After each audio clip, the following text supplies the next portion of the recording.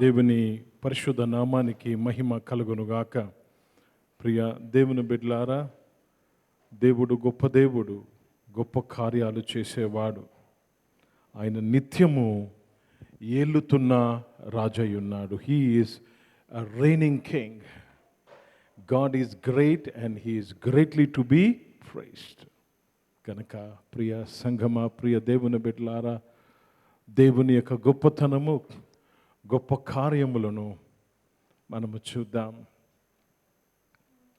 ఈరోజు మనము ధ్యానము చేసిన అంశము ద వేల్, తెర.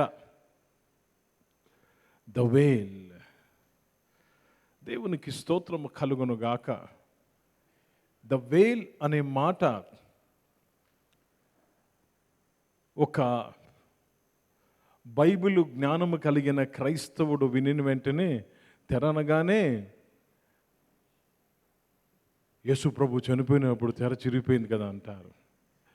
But I want you to understand what is this veil all about. ఈ భూమి మీద ఈ తెర ఎక్కడ ఉండేది? Where was this veil? దేవునికి స్తోత్రము కలుగును గాక. ఈ తెర అనే మాట వాడుతున్నాము. ఈ వేల్ అనే మాట బైబిల్లో మనము చూస్తున్నప్పుడు ఎక్కడ చూడగలము వేల్? దేవునికి స్తోత్రము. ప్రియ దేవుని బిడ్డలారా, నిర్గమకాండం 23వ అధ్యాయములో దేవుడు మోషేకు ప్రత్యక్ష గుడారమును కట్టమని చెప్పినప్పుడు పరిశుద్ధ స్థలము, అతి పరిశుద్ధ స్థలమును మధ్యన ఉండేది ఈ యొక్క veil. It was between the holy place and the most holy place. Why was the veil? ఎందుకు ఈ వేల్ ఉండేది? ఎందుకు ఈ వేల్ ఉండేది? Where was the veil? ఎక్కడ ఉండేదండి వేల్? పరిశుద్ధ స్థలము, అతి పరిశుద్ధ స్థలము. ఎందుకు? Why was the veil? ఎందుకు ఈ వేల్ ఉండేది? చాలా ముఖ్యమైన మాట. Why was this veil? ఈ వేల్ యొక్క ఎత్తు 60 అడుగులు. ఈ వేల్ యొక్క అడ్డము విడ్త్ 30 feet. చిన్న కర్టన్ కాదండి ఇది. 60 feet height, 30 feet in width. ఇంత గొప్ప వేల్ ఎందుకు ఉండేది? The height was 60 feet and the width was 30 feet. దాని యొక్క మందము they say the palm of the hand. కొంతమంది అంటారు it is 4 inches or 4 centimeters, whatever it is. 4 inches అంటే చూడండి ఎంత పెద్దదో దాని యొక్క మందము. 60 అడుగులు ఎత్తు, 30 అడుగులు అడ్డు. దాని యొక్క మందము it was like 4 inches. It's not exaggerating. 300 మంది యాజకులు దాన్ని మోయవలసి వచ్చిందంటండి. కనుక ఎందుకు ఈ యొక్క తెర ఉన్నది? పరిశుద్ధ స్థలము, అతి పరిశుద్ధ స్థలము మధ్యలో ఎందుకు ఈ తెర ఉన్నది? ప్రియ దేవుని బిడ్డలారా, దేవునికి స్తోత్రము కలుగును గాక. ఆ అతి పరిశుద్ధ స్థలములో దేవుడు ఉన్నాడు. ఆ అతి పరిశుద్ధ స్థలములోనికి ఇశ్రాయేలు ప్రజలు వెళ్ళకుండా ఉండుటకు ఈ యొక్క తెర అక్కడ ఉన్నది. వేర్ వాజ్ ద వేల్? ప్రత్యక్ష గుడారంలో. ఎక్కడ ఉండేది ఈ యొక్క తెర? ప్రత్యక్ష గుడారంలో ఉండేది. ఎందుకున్నది? ప్రజలు దేవుణ్ణి కలుసుకోకుండా ఉండుటకు ఉండేది. ప్రజలు దేవుని దగ్గరికి వెళ్ళకుండా ఈ యొక్క వేలు అడ్డేది. ఈ తెర ఏమైంది? What happen to this veil? What happen to this veil? ప్రియ దేవుని బిడ్డలారా, మనందరికీ సుపరిచయము ఏమైందండి? దేవాలయంలో తెర పైనుంచి కిందకి చిరిగిపోయింది. The veil was rent into twain. The veil was rent into twain. రెండుగా ఈ యొక్క తెర పైనుంచి కిందకి చిరిగిపోయింది. చూడండి అక్కడ ఆ image, you can see it was torn from top to down. 60 అడుగులు ఎత్తు, 30 అడుగులు అడ్డము, దాదాపు 4 ఇంచులు మందము, పైనుంచి కిందకి చిరిగిపోయింది. ప్రియ సంఘమా, ప్రియ దేవుని బిడ్డలారా, అస్సలు యేసు ప్రభు శిలువ మీద సమాప్తమైనది అనిన వెంటనే, ఆయన ప్రాణము విడిచిపెట్టిన వెంటనే ఈ దేవాలయపు తెర చిరిగిపోయింది. ఇప్పుడు చూడండి, యేసు ప్రభు ఇట్ ఇస్ ఫినిష్డ్ అనగానే తెర చిరిగిపోయింది. అస్సలు యేసు ప్రభు మరణానికి తెర చిరిగిపోవడానికి సంబంధం ఏంటంట? What is the connection between the renting of the veil and the death of Jesus? Did you any time work on this one? What is the connection? Priya Sangama, Priya Devana Bidlara, there is a connection. ఆయన గొలగొతా కొండ మీద చనిపోయాడు. ఈ ప్రత్యక్ష గుడారంలో ఉన్న ఆ యొక్క తెర పైనుంచి కిందకి చెరిగిపోయింది. కనుక ప్రియ దేవుని బిడ్డలారా, that is what we are going to learn today. What is the connection between the dying of Jesus and the renting of the veil? తెర చిరిగిపోటకు యేసు ప్రభు వారి యొక్క మరణము మధ్యన ఉన్న సంబంధము ఈరోజు మనము నేర్చుకుంటున్నాము. దేవునికి స్తోత్రము, ఆయన పరిశుద్ధ నామానికి మహిమ కలుగును గాక. So let us get into this message, a very interesting and a very powerful and decisions making message is this. ఈ యొక్క ప్రసంగము వినిన తర్వాత నిర్ణయము తీసుకోకుండా నీవు ఉండలేవు. యేసు ప్రభు వారి కొరకు జీవించాలని ఆశ, కోరిక నీలో ఉన్నట్లయితే, మనలో ఉన్నట్లయితే, ఈ వాక్యము వినిన తర్వాత నిర్ణయము తీసుకోకుండా ఉండలేము. దేవునికి స్తోత్రము కలుగునుగాక. ప్రియ దేవుని బిడ్డలారా, ఈ లోకములో ఒక చాలా ప్రాముఖ్యమైన విషయము ప్రతి ఒక్కరము అర్థం చేసుకోవాలి. క్రైస్తవులని పిలువబడుతున్న వారు 2 రకమైన వారు ఉన్నారు. There are 2 types of so-called Christians. మనలో కూడా 2 రకమైన వ్యక్తులు ఉన్నాం. ఒకరు రిలీజియస్ క్రిస్టియన్స్, మతపరమైన క్రైస్తవులము. ఇంకొక గుంపు ఆత్మీయ క్రైస్తవులము. The other group is the spiritual Christians. It's very important for you to understand. నువ్వు అయితే మత సంబంధమైన క్రైస్తవుడివి లేక ఆత్మ సంబంధమైన క్రైస్తవుడివి, జాగ్రత్తగా వినాలి. Where are you? What Christian are you? దీన్ని బట్టి నీ గమ్యం ఏంటో అర్థమవుతుందండి. So don't say why should I know the difference? I don't want to know అనొద్దు. If you want to grow spiritually, ఆత్మలో నువ్వు ఎదగాలి, దేవుని కొరకు జీవించాలి, ఈ యొక్క వాక్యమును ప్రేమిస్తున్న నీవు స్పిరిచువల్గా ఎదగాలంటే దీని యొక్క భేదమేంటో నువ్వు తెలుసుకోవాలి. ప్రభువుని కలుసుకోవాలి. ఆయన మేఘారుడై వచ్చినప్పుడు నేను ఆయన ఎదుర్కోవాలి అని కోరిక నీలో ఉంటే, పరలోక రాజ్యముకు నేను వెళ్ళాలి అని కోరిక నీలో ఉంటే, మత సంబంధమైన క్రైస్తత్వము, ఆత్మ సంబంధమైన క్రైస్తత్వం యొక్క డిఫరెన్స్ని నువ్వు తెలుసుకోవాలి.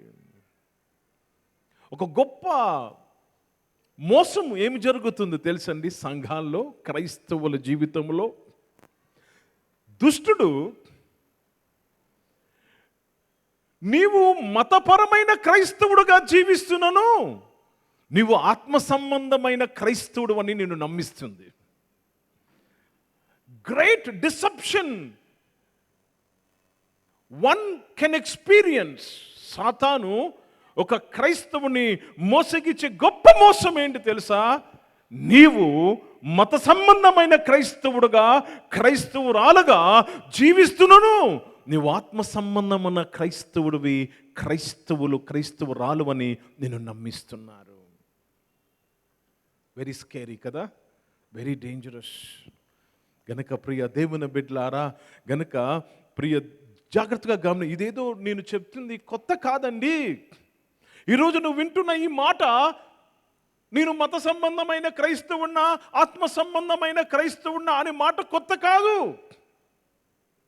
బైబిల్ అంతా కూడా ఈ రెండు గ్రూప్స్ కనబడుతూనే ఉన్నాయి.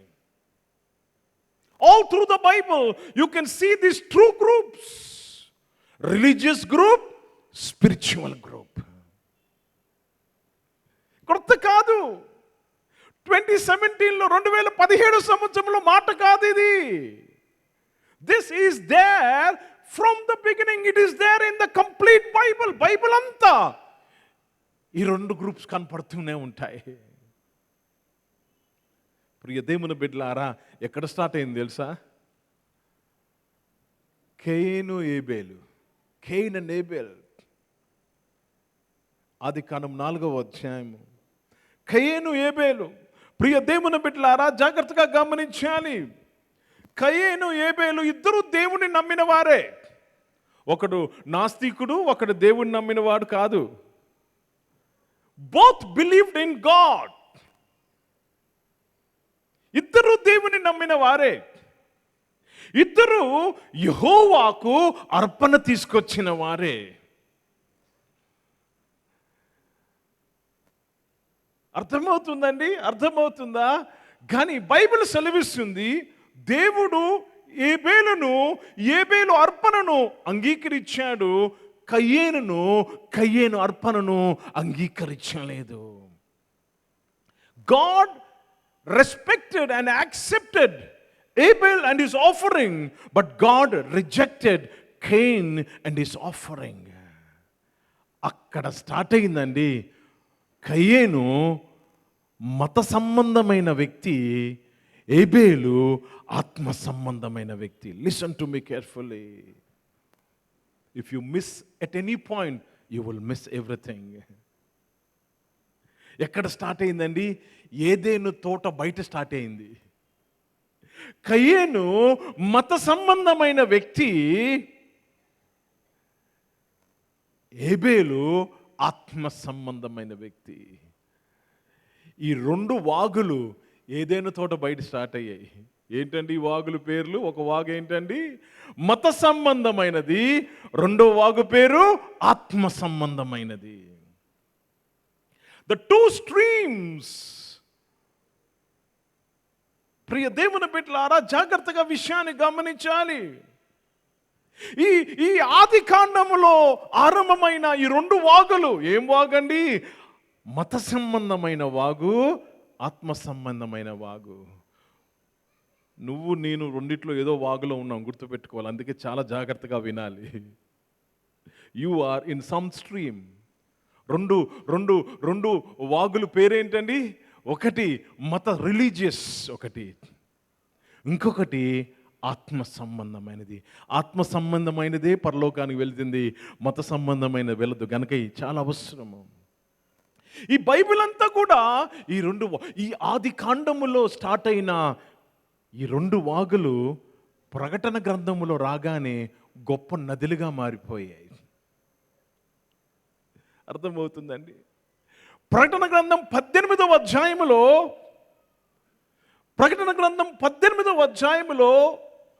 The great Babylon was cast down.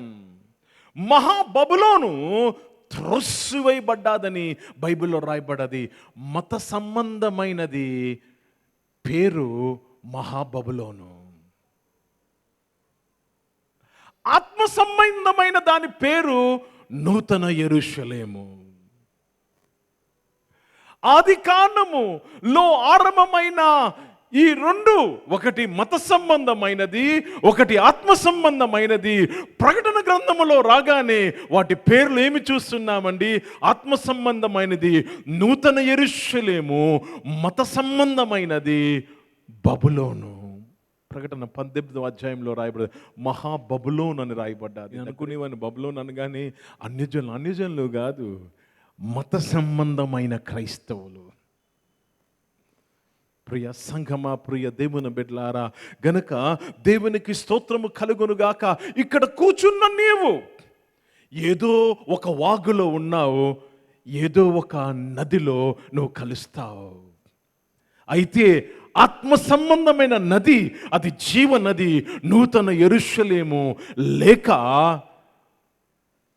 మత సంబంధమైన నది, అది మహాబబులోను. అది 18వ అధ్యాయంలో తోసివేయబడతాది. ఇప్పుడు మనం ఏ కాలంలో జీవిస్తున్నామండి? ఆది కాండము, ప్రకటన గ్రంథం మధ్యలో జీవిస్తున్నాం మనం. You and I are living between Genesis and revolution. ఏ వాగులో ప్రవహిస్తున్నావు నీవు? ప్రియ దేవుని బిడ్డలారా, డోంట్ మిస్అండర్స్టాండ్ మీ. నన్ను అపార్థము చేసుకునవద్దు. చాలా క్రైస్తవులు తప్పు వాగులోనే ప్రవహిస్తున్నారు. Many Christians are in the wrong stream, but they are thinking they are in the right stream. ప్రియ దేవుని బిడ్డలారా, యేసు ప్రభు కాలములో కూడా ఈ రెండు గ్రూప్స్ ఉండేవి. యేసు ప్రభు కాలములో కూడా ఈ రెండు గ్రూప్స్ ఉండేవి. ఒకటి మతపరమైన గ్రూప్, ఎవరండి? శాస్త్రులు, పరిసయ్యులు. ఇంకొకటి యేసు ప్రభు గ్రూప్. ప్రియ సంగమా, ప్రియ దేవుని బిడ్డలారా, దేవునికి స్తోత్రము కలుగునుగాక. ప్రజలు మత సంబంధమైన గ్రూప్స్కే ఆకర్షింపబడతారు. యేసు ప్రభు కాలములో నీవుండి నీకు ఒక ప్రశ్న ఒక విలేకరుడు వచ్చి అడుగుతాడు. ఏమని? అక్కడ యేసు ప్రభు ఉన్నాడు, ఇక్కడ శాస్త్రులు, పరిసయ్యులు ఉన్నారు. వీరిద్దరిలో భక్తి కలిగిన వారు ఎవరంటే ఏం చెప్తావు? భక్తి కలిగిన వారని ఏం చెప్తావు? అమ్మో, శాస్త్రులకు, పరిసయ్యులకు ధర్మశాస్త్రం వచ్చు, వారు ఎప్పుడు దేవాలయంలో ఉంటారు కాబట్టి భక్తిపరుడు ఎవడంటే ఏం చెప్తావు? శాస్త్రులు, పరిసయ్యులు అంటావు. ఈరోజు పోనీ క్రైస్తవ సమాజంలో ఉన్నాము, భక్తిపరుడు ఎవరు అని చెప్తే నువ్వు ఎవరి వైపు చూపిస్తావు? వాక్యం చెబుతున్న పాస్టర్ వైపు చూపిస్తావు, బిషప్ వైపు చూపిస్తావు. చూడండి, ఈరోజు కూడా you are taking wrong things. ప్రియ సంఘమా, ప్రియ దేవుని బిడ్డలారా, మత సంబంధమైన పరిసయ్యుల కొరకు యేసు ప్రభు ఏమన్నాడండి? మత్తయి సువార్త 23వ అధ్యాయము 33వ వచనము. సర్పములారా, సర్ప సంతానమా. సర్ప సంతానమా ఎవరు? మత సంబంధమైన పరిసయ్యులు. ఈరోజు ప్రతి మత సంబంధమైన క్రైస్తవులు ఎవరంటండి? సర్ప సంతానం. ఎక్కడున్నారు? చర్చిలో ఉన్నారు. ఎక్కడున్నారు? ఇక్కడే ఉన్నారు. ఈరోజు నువ్వు తప్పు వాగులో ఉంటే దయచేసి వాగు దాటాలి నువ్వు.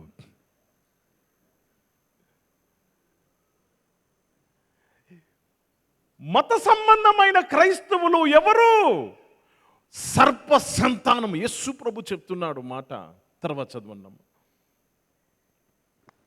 సర్పములారా, సర్ప సంతానమా, నరక శిక్షను మీరు ఎలాగ ఎలా తప్పించుకుంటారు అంటే, మత సంబంధమైన క్రైస్తవులు ఎక్కడికి వెళ్తారు? నరకంలోకి వెళ్తారు.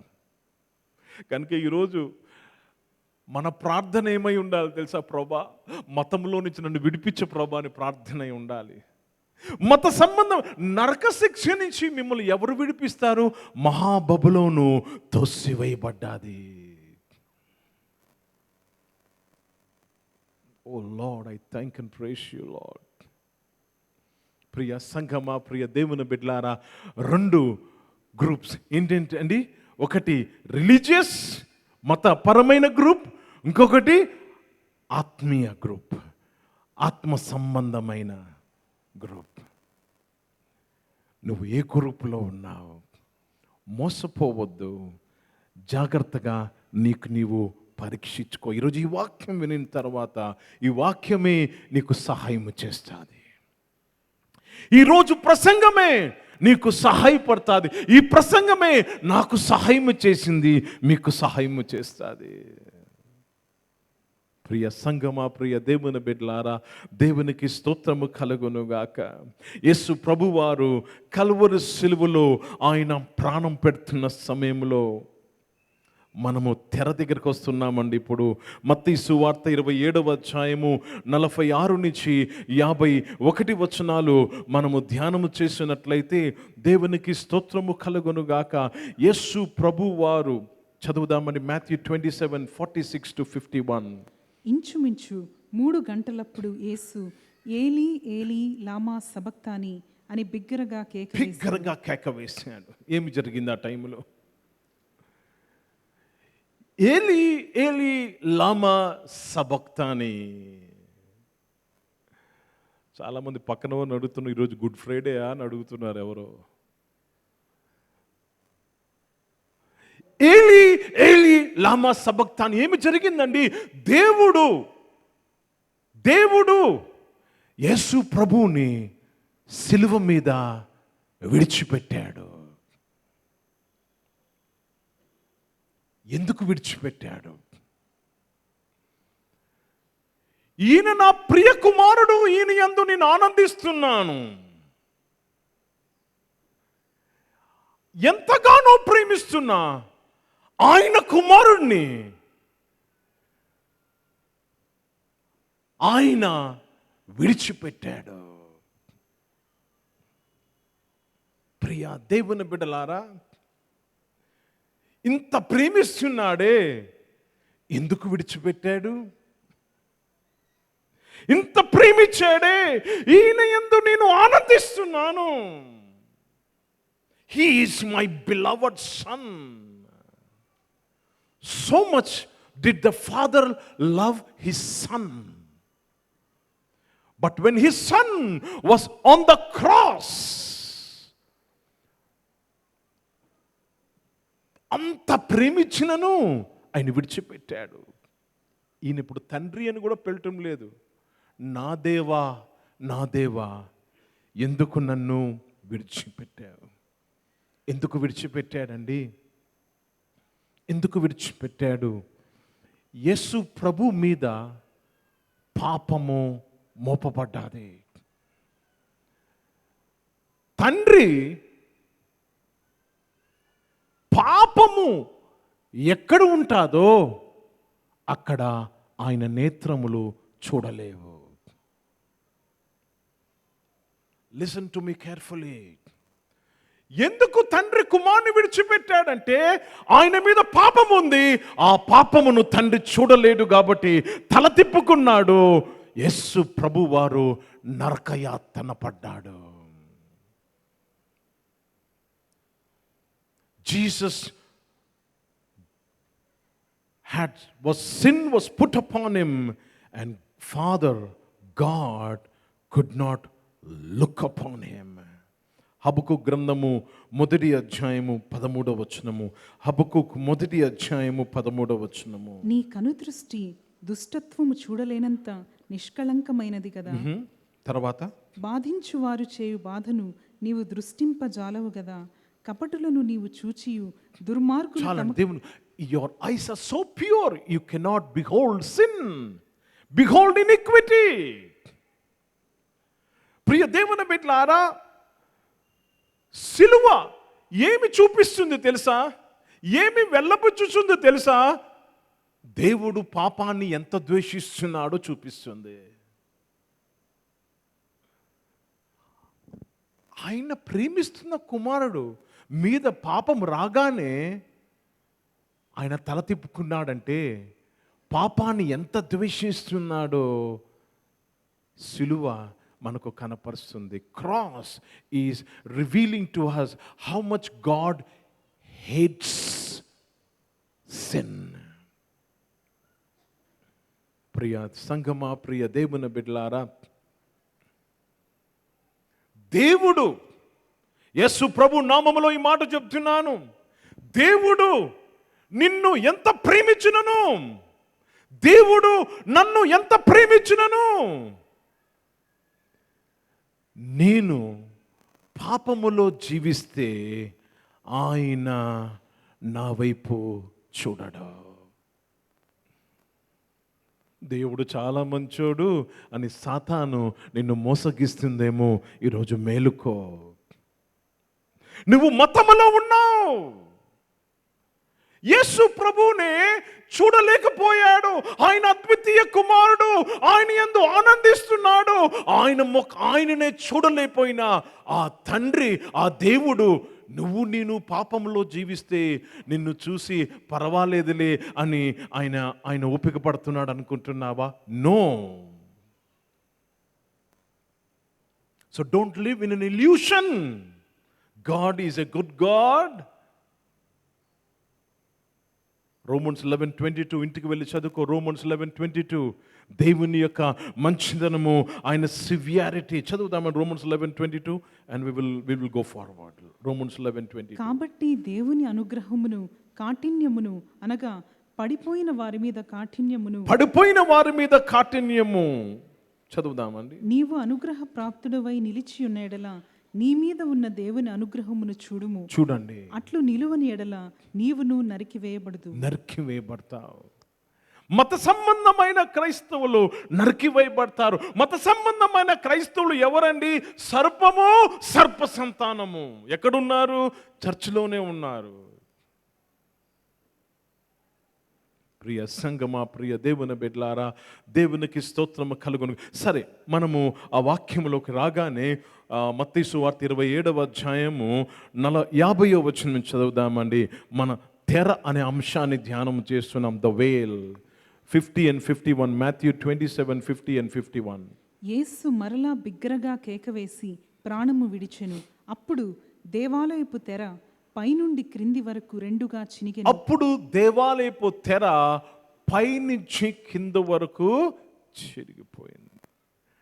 దేవాలయపు తెర పైనుంచి కింద వరకు చిరిగిపోయినది.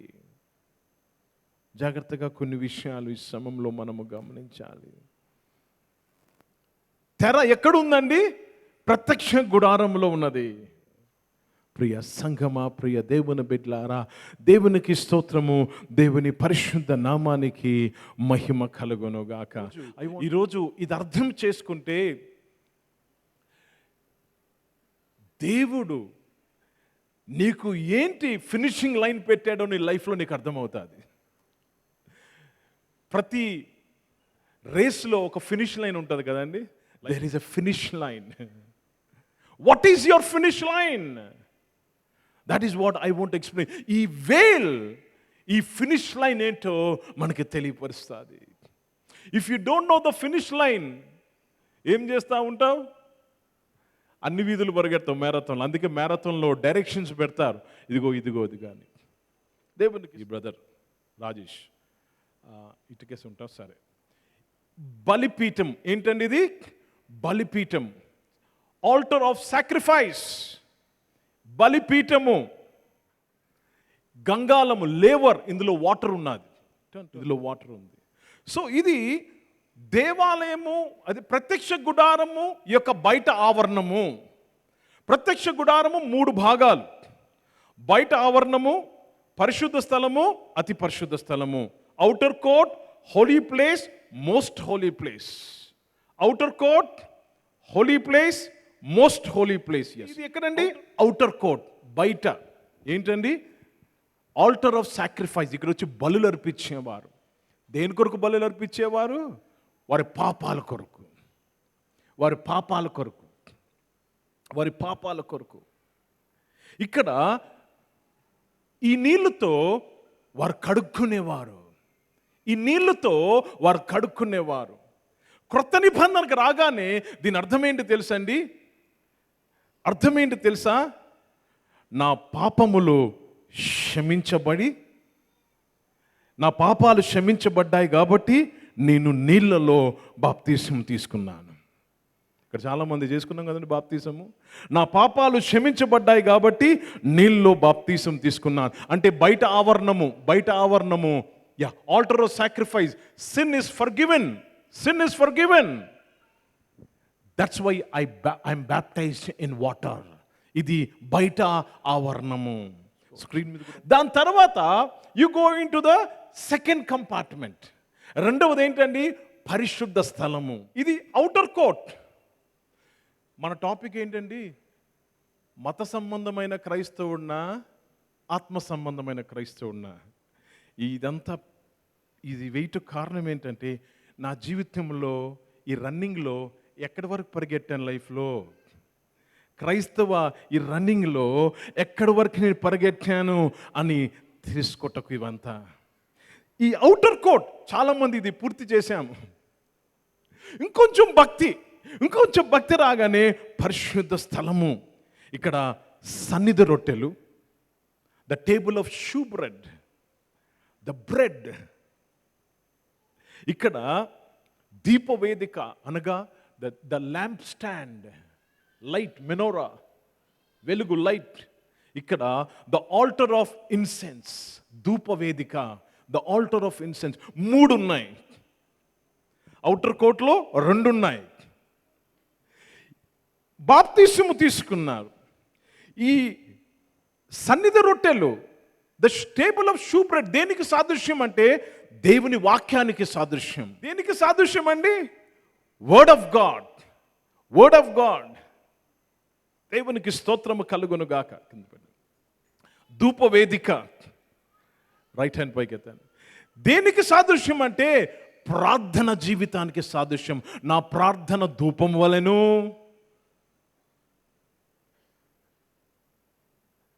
దేవునికి స్తోత్రం కలుగును. Keep your hand down.